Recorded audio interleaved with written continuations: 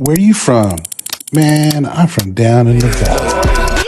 I got people trying to wish and pray that I'ma fall about it, all about it till we spoke in person. Don't wanna talk about it now, huh? Oh, you sound tough, toying with them, don't get wound up. How you wound up? Another number in the round up. Put the town up, built the sling up. You mean like San Antonio? Nah, man, farther. Got the east side flow. I'm a giant in the space like FIFA. All the kids V's up, player. Every time when they see my show, thinking that it happened overnight. Let's start the show, Wattis. Yo, what's up, everybody? We're back to talk UTRGV football. As you know, it's Danny with Down in the Valley Sports, and I got my guy Roy here. We're moving back to the offensive side of the football to talk tight end. What are your early thoughts on the position, Roy? I think it's another offensive position. We have some questions, and I think there's some opportunity for these players to show out this spring game. I think there's an opportunity over the summer to be able to earn some trust from these coaches and be able to come out the gates for fall practice ready. But before we talk about what we have coming back, we got to talk about what we lost, right? We got our guy Ish Smith. What do you think about what we lost, and what type of production did we lose with Ish Smith? You know, before I looked at these stats, I was thinking it was more like 300 to 400 yards of production that we may have lost, but he only had 20 receptions and 244 yards of production. I think where we really saw his production was scoring touchdowns, right? Like he was third behind Zay and TD, you know, in terms of putting up touchdowns for connecting with Eddie Lee, right?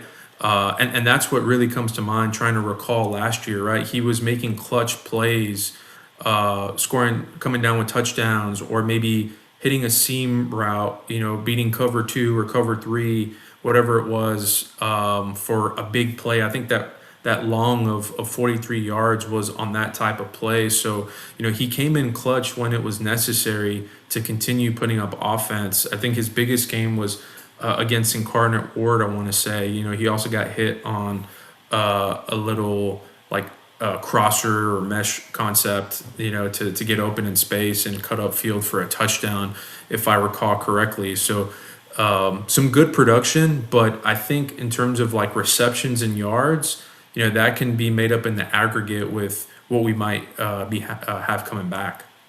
Yeah, that surprises me. And I think when I looked at that statistic, I did see this. I thought I would see more yardage, but the touchdowns were huge. They were clutch when they needed them. They were big plays that got the momentum to shift. You know, and also too, it came from a big school. It came from Nebraska. Looks good on the uniform, right? So when he walks off the bus, you know he's a football player, right? So I think that also allows us to think that maybe the stats were a little bit more. Was a very good blocker, so we did lose that a little bit. But from a statistical standpoint, if you just put the numbers up, it's not something we can't replace, which lends us to the next question. What do you think about the guys coming back? What do you see? And who should we be excited about? I think, you know, they recruited someone in the transfer portal to maybe come in and be tight end one, right? So scrolling up to the tight end position here in Reid Mikeska. So he was a big 3-star player that went to South Carolina, ended up at FAU, and now he's with us. But a Houston area product out of Cypress Ridgeland, and he's got the size, he's got the physicality. You know, and who knows what's going to be asked of this position, right? You know, we saw a little bit of pass catching ability from Ish. You know, is Coach Theron H going to ask that of the tight end position? He's going to split him out to try and go catch passes, or is he going to keep him down on the line to block? Maybe some zone read blocking for the quarterback whenever, you know, Aiden's making his decision to hand it off or run, or they slip out, on that zone read, you know, for a little flat, or similar to what Ish did last year, hitting a little Y pop or seam route. You know, so it's just going to depend on the down distance and play call. But for the most part, I think they're going to ask these guys to be physical on the line to help the running backs produce, right? Because that's what we saw last year. And I don't think we get too far away from that, right? And so we had He's listed as a linebacker here. Um, Tyler Day. yeah, our guy Tyler Day, who moved from the other side of the ball, right? So linebacker Tyler Day, not necessarily listed here as a tight end for the spring roster, but we know that's something that they've reported that they really like his physicality on the line, and they think that can help the offense.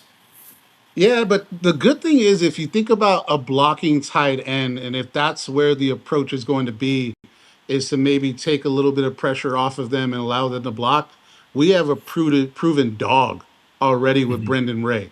Brendon Mm-hmm. Ray had a multiple highlights where he's running in the end zone with our running backs, right, to be able to make crucial blocks within the scheme. He didn't really, I don't think he had any catches last year, but he was on the highlights and he was celebrating. He was at the in the end zone in the vac doing the celebration dance, right, picking people up, right, and doing the what scuba do, whatever they call it. He was doing all that stuff with my guys. So I think Brendon Ray, a South Texas guy out of Bishop, can sustain the blocking. I want to see if he can get out and get out of the blocking scheme and see if he can get some separation on some of these linebackers.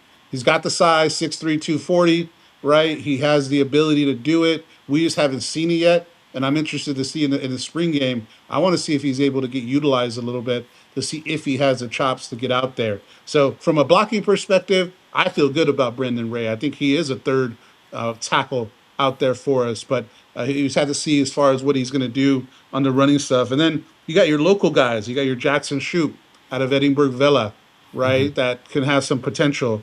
He's someone that has good size, also 6'2", 218, that has some ability there, but we haven't seen it. And then we have Martin Mateo Grajeda, right? My Spanish is not great. Don't get on me. My bad, my bad. But another guy with good size, 6'4", 257, a local kid that all these players, the tight ends are big on special teams.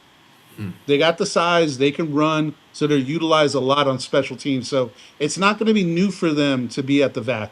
It's not going to be new for them to be in front of all of the 956 screaming and waving at the chica chicas or waving at whoever they care about, right? So that's a blessing because some of these people that come in and they're in our environment, they shut down. These guys aren't going to be scared about it. They've been there before. They've done the vaquero walk. They've done all these things that are traditions for us. So those two guys are someone that we can look at. And then, Tyler Day is a wild card. We don't know what he is. He was a linebacker last year with some athletic ability, but we have to find out what that is. So, a couple question marks, but Brendon Ray to me is our anchor with seeing if Reid can come in and push him a little bit for playing time and see what type of sets they get in to possibly do two tight ends because I think they used that in the scheme last year. So, something to look out for.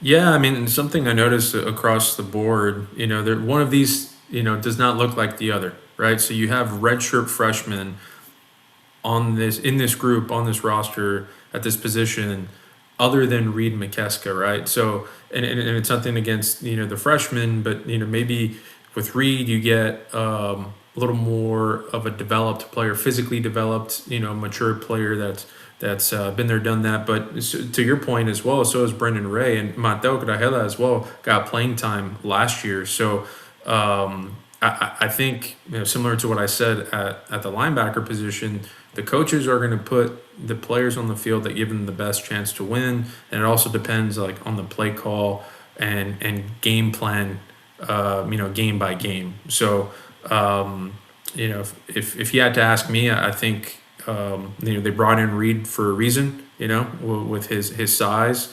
physicality, and experience, and who else can complement the offense in that group is now up for discussion and up for grabs coming out of the spring. I got a wild card for you, Hmm. right? And he just, I did some highlights of him throwing the discus today. Our incoming freshman, Jacob Gomez. Yeah, yeah, I like him. I know you like him I because love you said to me multiple times. You even commented today, him. right, that you're excited to see him. So there's always freshmen that pop. There's always look. I mean, last year we had multiple. So who's to say that this guy can't come in and do this for us? So he has the athletic ability. He has the pedigree. He's a guy that did do a lot of catching and is also some blocking within his high school career.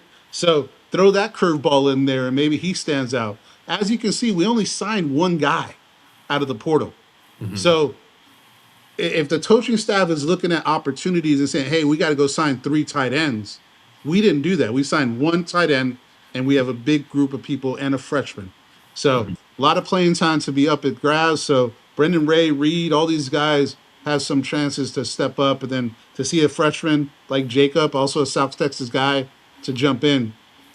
What do you say, Juarez? I know you're smiling. I really like him as a prospect. I like the physicality that I've seen on tape. I like that he plays multiple sports. These multi-sport athletes are usually end up being really good players. Seeing him throw the discus really far, I might add, was impressive. So obviously, you just want to get him in the weight room, get him, matured and developed into becoming a young man. I mean, he's still a teenager coming out of high school, but you never know, right? Iron sharpens iron. Competition breeds, success. So I like him coming in and maybe pushing the existing redshirt freshmen up a notch, right, to step up their game. So it's exciting. I want to see, what they do. I mean, do we? I mean, we're going to run a lot of, spread formations. I'm not sure if it's going to stick to 11 personnel. I don't know if you'll ever see 12 personnel. But yeah, exciting position. I'd like to see Jacob come in, get some playing time, maybe where we have a win secured somewhere along the way. You got 4 games, before you burn a red shirt. So maybe we can squeeze him in and get him some experience and put him in the pipeline to be a really special player for the Vaqueros in the coming years. I get it. I'm get it. So I'm good with it. How about you? Yeah, man. So if you've been watching thus far, please like, follow, and subscribe. And as always, V's up. Let's go.